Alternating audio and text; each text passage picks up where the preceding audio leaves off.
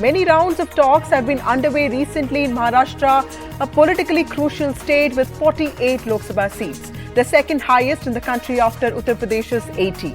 In the Mahayuti, led by BJP with a truncated NCP and a split Shiv Sena, the party is trying to accommodate the aspirations of leaders such as Ajit Pawar and Chief Minister of Maharashtra Eknath Shinde and their factions that represent Maratha and Marathi manoos sentiment. Home Minister Amit Shah was there recently and he held talks with both camps.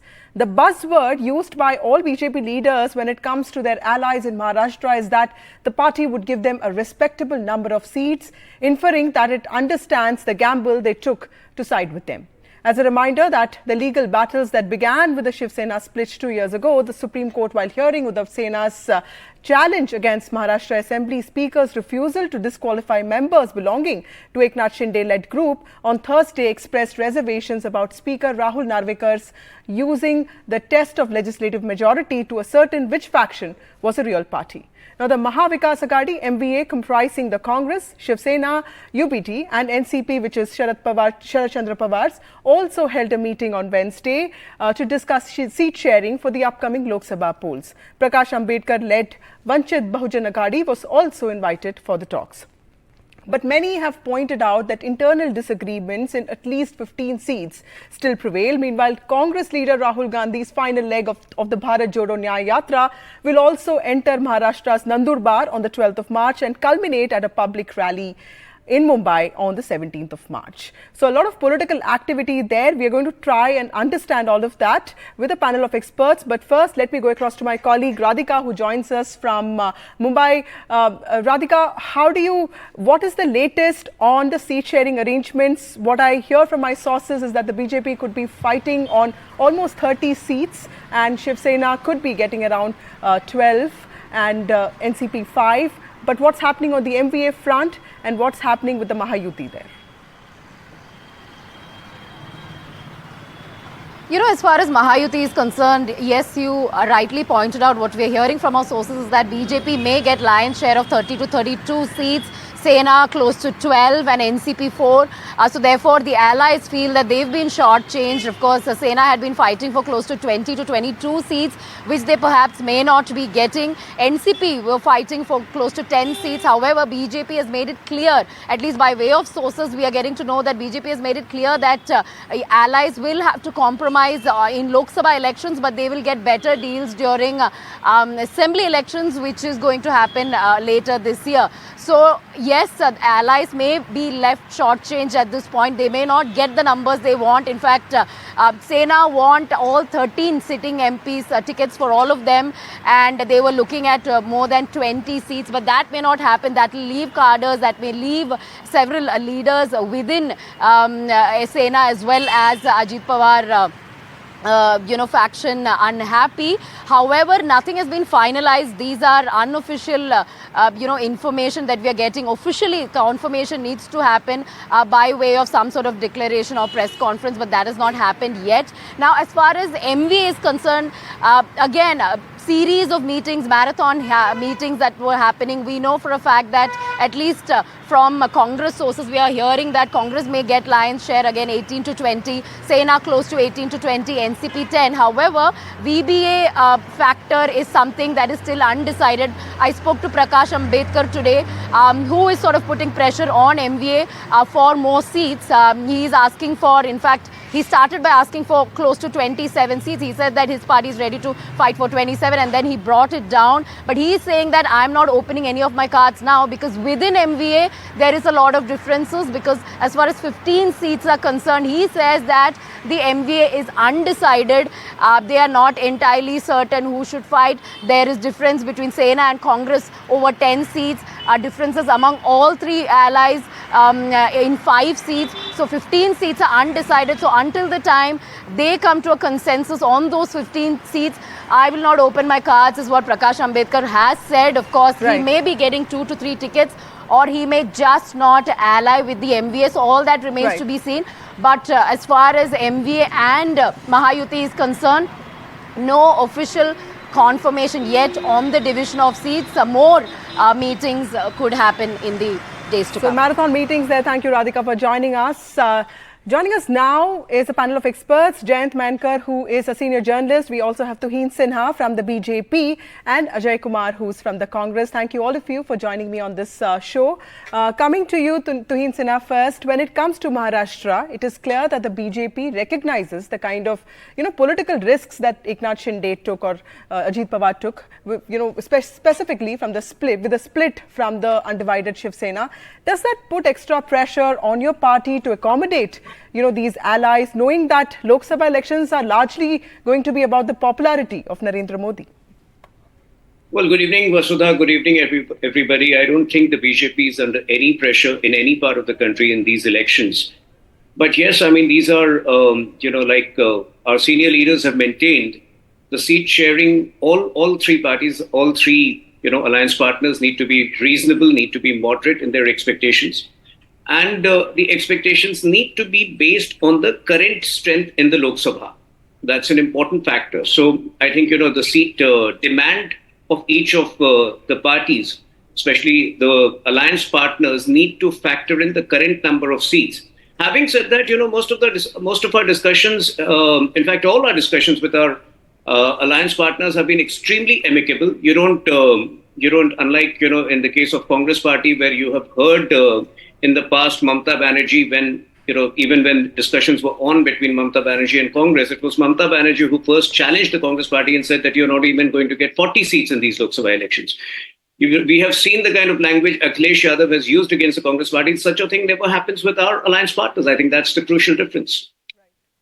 Ajay Kumar, Sharad Pawar is also trying to get smaller parties as part of alliance. I was looking at his outreach to Rashtriya Samaj Paksh. We also saw Prakash Ambedkar's VBA join the meeting yesterday. Rahul Gandhi himself is going to be there for 5 to 6 days. Do you see this as adequate outreach and momentum to take on the BJP, sir? Firstly, to the BJP spokesperson. Problem is they seem to remember only one side of WhatsApp history. What about AIDMK? They said they'll never align with you. So come on, this kind of crazy statements, we come on TV and keep saying it. AIDMK, can I read verbatim? We said most untrustworthy. Modi should not be trusted. So there is adequate data enough to say how unhappy BRS, for that matter. You kept saying you won't align with BJD. Now you are, hugging each other like no one's business. And you are ready to compromise on any way despite your state unit in Odisha. Which is quite interesting for my colleague from the Bharatiya Janata Party. So this bombastic thing, like people don't talk about us and all, is quite funny to hear on TV. But anyway, more power to you if you believe so. The second issue is, look, all negotiations, whether it's as far as the political negotiations go, those are negotiations based on inherent strength, data. And in Maharashtra, the fact is the Bharatiya Janata Party is, or at least I believe that the BJP across India is worried. Otherwise, if you see the way they're going after parties with 1 seat, 2 seat. So it is not that the 2024, there is some, I wouldn't have thought about BJP aligning with the BJD, honestly speaking. Despite this huge amount of resistance by the BJP Odisha unit, huge amount of resistance, the BJP understands that the 2024 election is a tricky election. And they're ready to compromise. They fought these guys for 18 odd years. No TV show is saying that Modi ji ne ghutne tika diya. Modi ji jo hai, nas batak ho gaye, he's flat in front of Naveen Patnaik.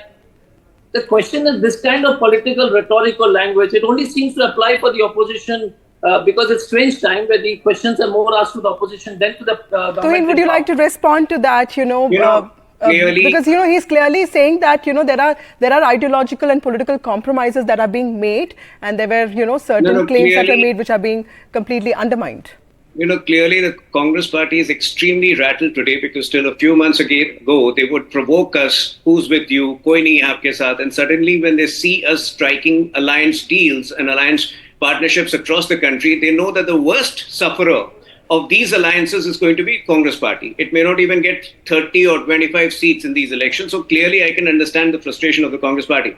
But point is, since the discussion was around Maharashtra, we have seen mass exodus of Congress leaders from, the Congress party. So I don't know who is with the Congress party in Maharashtra. And I think that tells you the story. So even if they manage to strike a deal with the Uddhav again is obsolete. Apart from Mumbai and apart from a couple of seats in Konkan, I don't think his Shiv Sena has any presence, and that will be sure that will get validated in these Lok Sabha elections. Ajay Kumar, would you like to quickly respond to that? Because your party is probably one of the opposition parties that was not broken in Maharashtra, but clearly many leaders have left the party. Would you like to say anything on that, Maharashtra specific?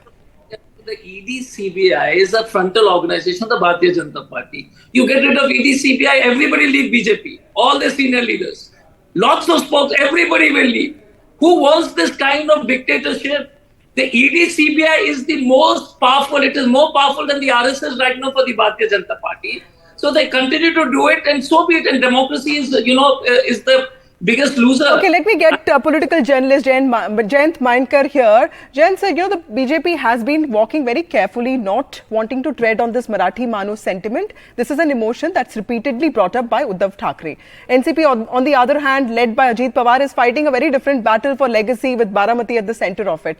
In Maharashtra, how do you see BJP managing these equations of both allies, and what does this mean for the assembly polls that are also likely to happen later this year?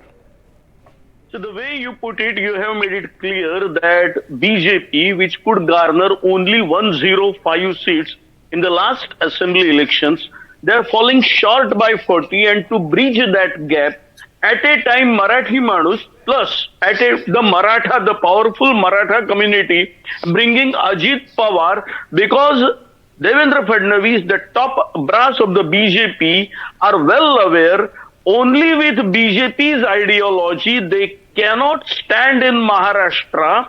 In all the 48 seats, the second biggest state in India and economically very powerful. They cannot stand. So first they did it with Eknath Shinde. They realized, but Shinde is no match to Mr. Uddhav Thackeray. I want to tell my friend on the panel that I agree that Shiv Sena is not powerful beyond Mumbai. But we can't say that, because there has been no major election in the state as yet. So there has been no assessment. Right. Exactly. That is what I wanted to say. Is in some ways. Let me tell you one thing. Eknath Shinde has never faced independently so far any election, whereas Uddhav Thackeray has faced it. Okay. And secondly, there is an anger among the people. I mean, really, the leaders might have gone, but the files are with Shiv Sena or Uddhav Thackeray, that is being stated. Now, here is another, at the NCP level, there is a clear-cut clash between the aging octogenarian Sharad Pawar and Ajit Pawar. Now, even that is also clear that Baramati, even though there are challenges are being given, that Supriya Pawar will have to take on Sunetra Pawar, wife of Ajit Pawar, but still it is expected that it will be Supriya Pawar who will win. But as you have mentioned about Rashtriya Samaj Paksha, yes, this particular party is being dominated or led by Dhangar community. In Baramati, this particular community is more, and Sharad Pawar is playing his cards very well to woo that particular small party also, right, to secure the victory of his daughter, but because Baramati has got ample number of Dhangar community people. That is what he is playing. I mean, it is not an easy task. One thing particularly I wanted to add about about Prakash Ambedkar. There are, talks in media that will he join, but the way this particular person is putting his conditions that you give me in writing that you will never join BJP, the history of Mr. Prakash Ambedkar since 1984 shows that his presence actually helping BJP to win, and I doubt that he will join. Okay, let me ask this to Tuhin. Tuhin, a lot of smaller parties, Mr. Sharad Pawar has also been making an outreach. But how do you see your party growing? Because clearly your party has only been gaining in the 2019 assembly elections at 105 of the 288 seats. Would you see this continuing, or would you see? With due respect, what the previous speaker has said is full of contradictions. He says that BJP won only 105 seats in Maharashtra Assembly. Well, we won 70% of the seats we contested. You must remember that we were in alliance with the Uddhav Shiv Sena, which cheated us. So we won 70% of the seats we contested. Uddhav won 55%. The other two parties won less than 45%. So I think you need to get your facts clear. Number two, he says Uddhav is, Eknath Shinde is not as powerful as Uddhav, but Uddhav is also only restricted to Mumbai. What does that mean? Obviously, Eknath Shinde is with us. He has the Modi factor. He has Modi ka guarantee working for him, which makes him more powerful. So I think, anybody who has traveled on the ground in Maharashtra at this point of time knows that despite a three-party alliance, the BJP alliance is far ahead of the Congress alliance. Okay. Ajay Kumar, last word from you. So the BJP has already released 195 names as part of the first list. It's looking at maximizing campaign by releasing at least 300 seats in the next few days. Would you admit that the opposition bloc has lost a lot of time with the seat sharing arrangements, not even finalized as yet? No, first question is, Tween said Modi ki guarantee. So I was just thinking, what about the 15 lakhs and what about the 2 crore jobs and what about this? So this guarantee is quite a funny situation, but leave aside that. The second issue is, the problem is, I'll give you, we are talking Maharashtra, look at Bihar. And please call Tween and me on a TV show on Bihar. And Tween also on when Congress gets more than 100 plus. I would be ready to be, I would like to look at what Tween says when that happens, because 150 plus or 175 plus, what we are estimating that the 2024 election is very different. And maybe the spokespersons don't get it, but Modi and Amit Shah gets it. And that is why they are trying desperately for 1 seat, 2 seats, here, there, hitting everywhere. What is Modi's guarantee? Sandesh Kali, you have a guy like Pawan Singh who abuses women left, right and center. You can't play it on NDTV, the songs they say. That's the BJP candidate. And then they say Maila Vandana. So my question is, 2024, it is better to do a good, solid understanding. Right. I'm in Tamil Nadu. No, let me finish. I'm in charge of Tamil Nadu. Yes. And we are in I'm running out of time, sir. Just 10 seconds. Yeah. Thank you. I think my friend from Congress party is really confused because Sandesh Kali is Congress party's guarantee. They are the ones who have not even uttered a word because they're still desperately hoping that Mamata Banerjee will allow an alliance. We have been the most vocal. Okay, we'll have to wait till 2024 Lok Sabha to see what really happens. Thank you so much, all of you, for joining me on this show. Thank you so much. Thank you. Moving on, the Congress Central Election Committee is meeting in New Delhi today to finalize candidates for the Lok Sabha polls of 2024. Key choices to be made from the southern point of view. The focus is on Karnataka and Telangana, where the Congress is keen to increase its tally, along with holding on to as much as possible in Kerala and Tamil Nadu, where along with its allies, the party won almost a total sweep. In Karnataka, the party hopes to field some of its sitting ministers and in the quest for strong candidates to take on the BJP. Also enthused by the assembly poll win in Telangana, the party is keen to pick a sizable number of seats with the kin of some of the powerful cabinet ministers seeking a ticket. I have my colleague Prashant joining us. Prashant is tracking the CC meeting of the Congress party. Prashant, what is the latest on the CC meet of the Congress party and what is it that we are hearing? Well, Vasudha, the meeting was supposed to begin at 6 o'clock, but it has started just a few minutes back because Mallikarjun Kharge, the Congress president, was away from Delhi and he came a little late. So the meeting has now started and it is being attended, among others, by Mallikarjun Kharge, Sonia Gandhi and some of the senior leaders of the party. Rahul Gandhi also, I believe, is joining this meeting through video conferencing because he is not in Delhi. So the meeting has started just a little while back. As you rightly said, the names of around 60 candidates from 10 states are to be discussed today, and among them the most important would be whether Rahul Gandhi's name will be discussed from Wayanad, because Kerala is being discussed today.